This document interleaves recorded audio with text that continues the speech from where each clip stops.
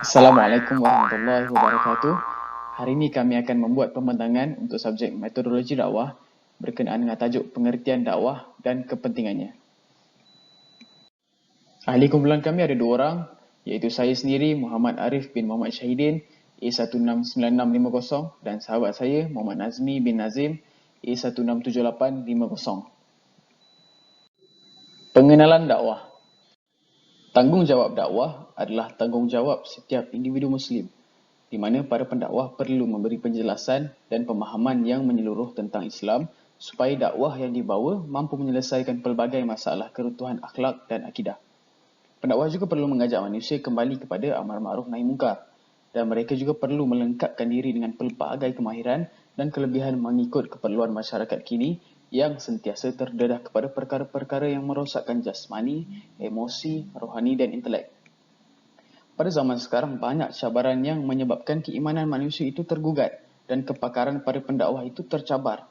Jadi, para pendakwah perlulah kreatif dalam mencari metod dakwah yang sesuai mengikut arus perubahan masyarakat dan zaman. Menurut Datuk Dr. Siddiq Fadil yang merupakan Presiden ABIM yang ketiga, beliau mengatakan bahawa amar ma'ruf itu perlu difokuskan kepada lisan bilhal, iaitu khidmat amal bakti, model teladan, program yang konkret, bentuk problem solving, penyediaan sarana dan jawapan praktis kepada persoalan-persoalan semasa. Nahi mungkar pula perlu difokuskan kepada kritikan yang jujur dan membina dengan hujah-hujah yang dilengkapi dengan fakta, data, angka dan dilafazkan dalam nada bahasa da'i yang lunak. Pengertian dakwah. Pengertian dakwah kami bahagikan kepada dua bahagian. Yang pertama adalah pengertian menurut Kamus Dewan edisi keempat dan yang kedua adalah kesepakatan ahli dakwah. Menurut Kamus Dewan edisi keempat, dakwah adalah menyeru dan meyakinkan orang lain supaya menerima sesuatu kepercayaan. Manakala pengertian dakwah menurut kesepakatan ahli dakwah ada dua, iaitu dari segi bahasa dan dari segi istilah. Dari segi bahasa, ia datang daripada perkataan Arab iaitu da'a, yadu'u, du'aan, wa da'watan, yang membawa maksud memanggil, menamakan, mengundang, menyeru, mengajak dan mendoakan. Artinya menyampaikan sesuatu kepada orang lain untuk mencapai tujuan yang tertentu. Dari segi istilah pula, terdapat banyak pengertian dari segi istilah, iaitu pengertian menurut Dr. Yusuf Al-Qaradawi, Imam Tabari, Ibn Taymiyah, Hamzah Yaqub, Taha Yahya Omar, Prof. Ismail Al-Faruqi, Endang Saifuddin Ansyari. Pengertian dakwah menurut Dr. Yusuf Al-Qaradawi, beliau mengatakan bahawa dakwah adalah kegiatan dan usaha untuk mengajak dan menyeru kepada Islam, mengikut segala petunjuk Allah, menegakkan dan mengukuhkan sistem hidup Islam di muka bumi, beribadah kepadanya, memohon pertolongan dan mentaatinya, tidak taat kepada yang selainnya, membenarkan dan meyakini apa yang dibenarkan olehnya, menjauhi apa yang dilarang olehnya, menyuruh kepada yang ma'ruf dan mencegah perkara yang mungkar dan berjihad dengan ikhlas ke jalan Allah. Pengertian dakwah menurut Imam Tabari pula adalah mengajak manusia kepada agama Islam baik dengan perkataan ataupun amal perbuatan. Pengertian menurut Ibn Taymiyah pula, dakwah adalah menyeru manusia agar beriman kepada Allah serta beriman dengan apa yang dibawa oleh Rasulnya, iaitu dengan membenarkan apa yang telah diberitakan oleh Rasul dan taat kepada mereka. Pengertian dakwah menurut Hamzah Yaqub adalah mengajak umat manusia dengan hikmah kebijaksanaan untuk mengikuti petunjuk Allah dan Rasulnya. Menurut Endang Saifuddin Ansyari pula, dakwah ini terbagi pada dua makna, iaitu erti yang terbatas dan erti yang meluas. Erti yang terbatas ialah penyampaian Islam kepada manusia sama ada secara lisan ataupun secara tulisan ataupun secara lukisan. Manakala erti yang meluas pula adalah penterjemahan dan pelaksanaan Islam dalam kehidupan manusia termasuk dalam bidang politik, ekonomi, sosial, pendidikan, kesenian, kekeluargaan dan sebagainya. Menurut Taha Yahya Omar, dakwah sebagai mengajak manusia dengan cara bijaksana kepada jalan yang benar, sesuai dengan perintah Tuhan untuk kemaslahatan dan kebahagiaan mereka di dunia dan akhirat. Menurut Prof. Ismail Al-Faruqi pula, Dakwah merupakan satu usaha untuk mengingati semula fitrah kejadian manusia yang Muslim, di mana setiap manusia telah dibekalkan dengan naluri yang membolehkannya menyedari kewujudan Allah dan kehendak-Nya. Dakwah juga merupakan satu usaha memberi hadiah yang paling berharga kepada orang lain. Sebab ia merupakan menyampaikan kebenaran kepada orang yang diseru dan menjemput orang supaya hidup dengan kebenaran itu. Dakwah juga merupakan seruan kepada kebebasan, iaitu kebebasan daripada tuhan-tuhan berhala dan kuasa yang zalim.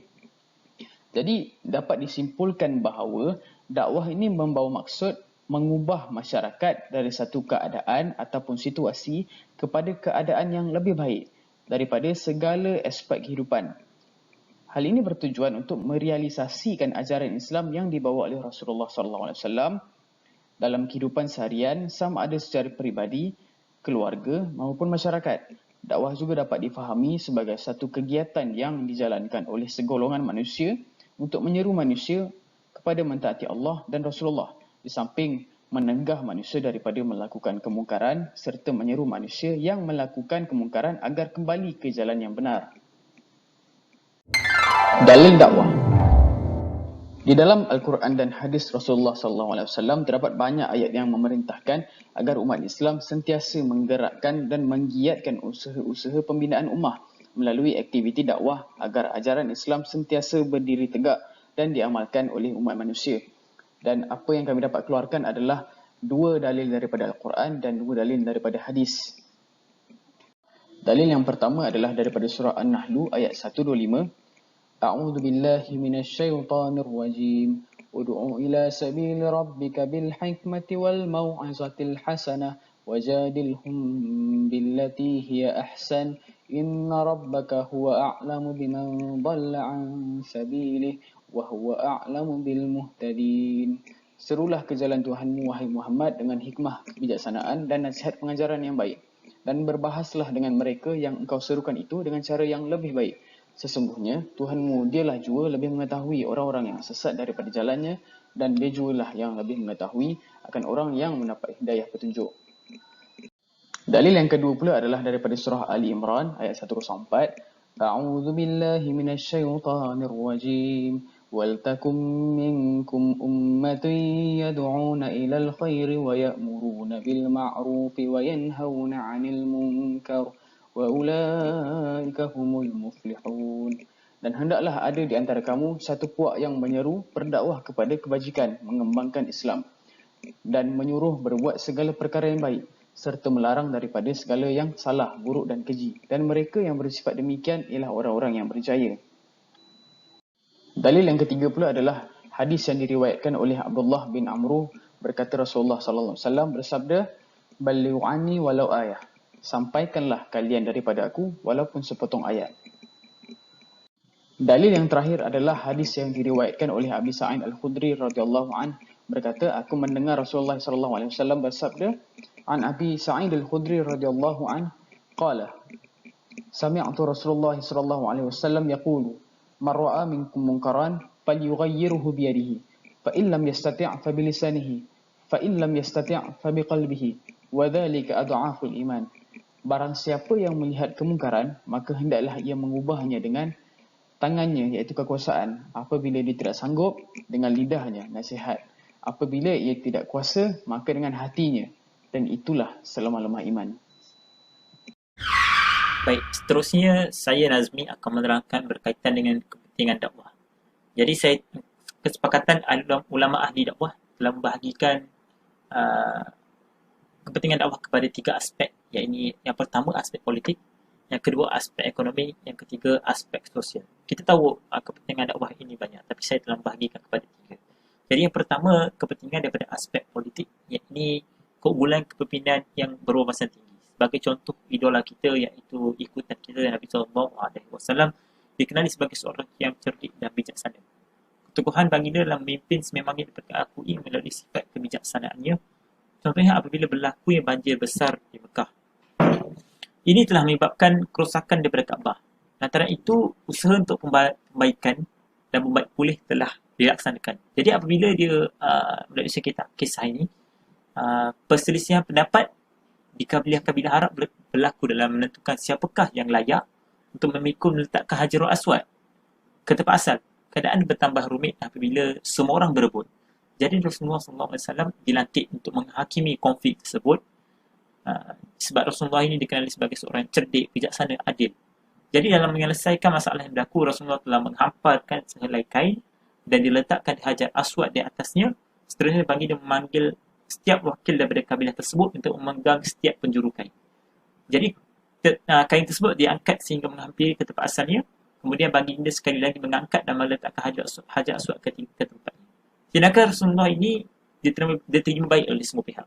Jadi ini merupakan salah satu kepentingan dakwah dan aspek politik. Yang ini Rasulullah menunjukkan kepimpinan yang berwawasan tinggi. Jadi dengan ini dakwah dapat disampaikan. Yang kedua ialah menjalin hubungan antarabangsa. Jadi Rasulullah telah melakukan dalam usaha membentuk Madinah sebagai sebuah negara yang berdaulat.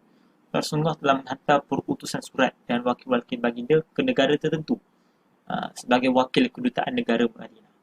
Jadi hubungan diplomatik antara Madinah dengan negara-negara lain semakin kukuh. Melalui hubungan diplomatik yang dibina, Rasulullah telah menjadikan sebagai satu peluang untuk menyebarkan dakwah dalam masa dia nak mengadakan hubungan diplomatik. Itu salah satu wasilah untuk dia berdakwah. Jadi contoh peristiwa Al-Fath telah menjadi bukti kepada kemenangan politik umat Islam. Ia telah memberikan satu momentum kepada gerakan dakwah Islamiah yang di mana ramai orang, berduyun-duyun orang memeluk agama Islam. Seterusnya yang ketiga, mewujudkan khidmat masyarakat. Melalui pelaksanaan program khidmat masyarakat ini, Rasulullah telah menjadikannya sebagai satu platform untuk mendapatkan keuntungan politik, malah untuk menyebarkan dakwah. Ia merujuk kepada usaha dan kepercayaan mereka semua terhadap Rasulullah. Situasi tersebut tidak langsung memperkenalkan dan mempromosikan Islam. Secara tidak langsung mempromosikan Islam. Rasulullah telah mempercepatkan proses kemajuan negara Islam Madinah. Jadi itu antara 3 kepentingan dakwah daripada aspek politik. Seterusnya kepentingan dakwah daripada aspek ekonomi. Yang ini membicarakan kepentingan dakwah, sekurang-kurangnya kita perlu melihat kepada 3 perkara yang ada hubungan dengan fenomena dakwah ini. Yang pertama ialah realiti pembangunan ekonomi masa kini. Kita kena lihat pada realiti pembangunan ekonomi masa kini. Rancangan pembangunan ekonomi telah dilancarkan pada 1971 yang mana dilaksanakan dasar ekonomi baru. Jadi pembangunan ekonomi ini berasaskan model liberal kapitalis dan teori penubuhan neoklasikal amat berbeza jika dibandingkan pembangunan ekonomi berteraskan Islam. Kita boleh lihat. Maksud pembangunan ekonomi negara secara model liberal kapitalis ini ialah pembangunan ekonomi hanya mementingkan perhubungan antara manusia dengan manusia dan manusia dengan sumber alam sahaja. Islam tidak menentang konsep pengeluaran ini. Namun, dalam usaha mengeluarkan dan menggunakan sumber-sumber alam, Islam menentukan 3 dimensi utama yang perlu ada dalam proses pembangunan ekonomi. Yang pertama ialah perhubungan ekonomi manusia dengan pencipta sendiri. Yang kedua, perhubungan antara manusia dengan manusia yang lain. Yang ketiga, perhubungan manusia dengan sumber-sumber alam tersebut. Jadi dalam arus perkembangan dakwah Islam ni memang diakui cenderungan pihak kerajaan melaksanakan pembangunan ekonomi negara berteraskan Islam. Contoh, Dr. Tan Sri Dr. Mahathir Mohamad merasmikan seminar antarabangsa mengenai pemikiran Islam ketiga di Asia Pasifik. Yang seterusnya ialah hubungan dakwah Islamnya dengan pembangunan ekonomi negara masa kini. Dalam surah An-Nahl ayat 16, ayat 125, Ud'u ila sabil rabbaka bil hikmah wal mau'izati hasanah wajadilhum billati hiya ahsan inna rabbaka huwa a'lamu biman dhalla an sabili wa huwa a'lamu bil muhtadin. Yang bermaksud, suruhlah ke jalan Tuhanmu dengan hikmah kebijaksanaan dan nasihat pengajaran yang baik, dan berbahaslah dengan mereka dengan cara yang lebih baik, sesungguhnya Tuhanmu dialah jua yang berhak mengetahui dan akan orang yang sesat dari jalannya, dan dialah jua yang mengetahui akan orang-orang yang mendapat hidayah. Ayat tersebut jelas menggambarkan dakwah Islamiah merupakan suatu proses untuk membawa manusia ke arah keredoan Allah, memperoleh kebahagiaan dan kesejahteraan di dunia, untuk memperoleh kebahagiaan dan kesejahteraan di dunia dan di akhirat. Jadi yang ketiga ialah langkah-langkah dakwah Islamiah menangani masalah ekonomi masa kini. Iaitu yang pertama, kesatuan manusia sebagai kesatuan roh.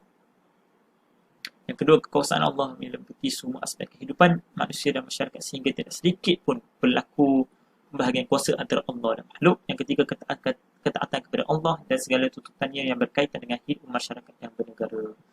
Seterusnya, kepentingan dakwah daripada aspek sosial ini, dakwah dan masyarakat ini sememangnya tidak dapat dipisahkan. Dakwah daripada aspek sosial memberikan penerangan bahawa dakwah-dakwah ini kepada hal-hal yang berkaitan dengan masyarakat dan kemasyarakatan. Antara kepentingannya ialah saya memberi kepada 3, iaitu al-hikmah, al-mau'izah hasanah dan al-mujadalah billati hiya ahsan.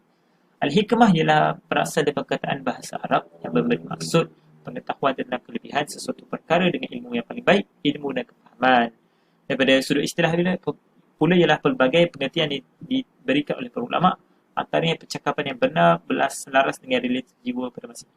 Al-hikmah dalam dakwah dibahagikan kepada 3 bahagian. Ini al-hikmah berhubung dengan sifat dakwah. Pendakwah perlulah bersifat dengan sifat-sifat Nabi, iaitu benar, cerdik, amanah dan tabligh. Yang kedua ialah al-mau'izah hasanah. Terdapat pelbagai bentuk kata untuk menasihati sasaran, iaitu perkataan yang jelas dan terang serta bersifat halus dalam bentuk tunjuk ajar yang halus dan dapat dipahami. Kesimpulannya, mau'izah hasanah ini merupakan satu pendekatan dakwah yang asas dan berperanan besar dalam merangsang jiwa sasaran yang terlilit hanya oleh kemaksiatan atau hilang hala tuju, supaya kembali kepada jalan yang dikehendaki oleh Allah. Usaha untuk mencapai tersebut, pendakwah boleh memilih bentuk yang sesuai dengan sasaran menasihati mereka, seperti menggunakan kata-kata yang lembut, baik halus menunjukkan kepanasan hati, bentuk kisah, bentuk memuji, mengkritik bermanfaat dan sebagainya. Seterusnya, al-mujadalah billati hiya ahsan, yang bermaksud kata-kata untuk memahamkan kepada sasaran serta menunaikan tujuan syariat melalui perdebatan. Tak sampai juga kalau kita tak reti untuk berdakwah. Jadi ini merupakan satu cara, iaitu melalui perdebatan. Contoh perdebatan. Perdebatan yang terbaik ialah memuaskan sasaran dengan hujah dan dalil untuk menerangkan kebenaran, supaya mereka dapat menerima hujah yang telah dikemukakan melalui dalil Al-Quran dan Sunnah. Jadi itu saja berkaitan dengan kepentingan dakwah, iaitu 3 aspek, iaitu sosial, ekonomi dan juga politik. Kesimpulannya daripada keseluruhan pembentangan kami pada hari ini ialah dakwah merupakan aspek yang penting yang perlu ditekankan pada masa kini. Hal ini kerana masyarakat Islam kini lebih hanya mengaku Islam pada mulut daripada membenarkan di dalam hati. Kehidupan mereka ini sebagai individu Islam lebih menjurus kepada keduniaan tanpa mereka sedar bahawa setiap daripada individu Muslim membawa nama dan syiar Islam. Begitu juga metod suatu dakwah itu untuk memberi kesan yang baik atau buruk dan sama ada untuk jangka panjang atau jangka pendek. Justru selepas mengetahui dasar dan kepentingan dakwah itu sendiri, maka terserah kepada anda setiap individu Islam untuk mengaplikasikan dakwah Islamiah itu atau tidak. Sekian, wabillahi taufiq wal hidayah. Wassalamualaikum warahmatullahi wabarakatuh.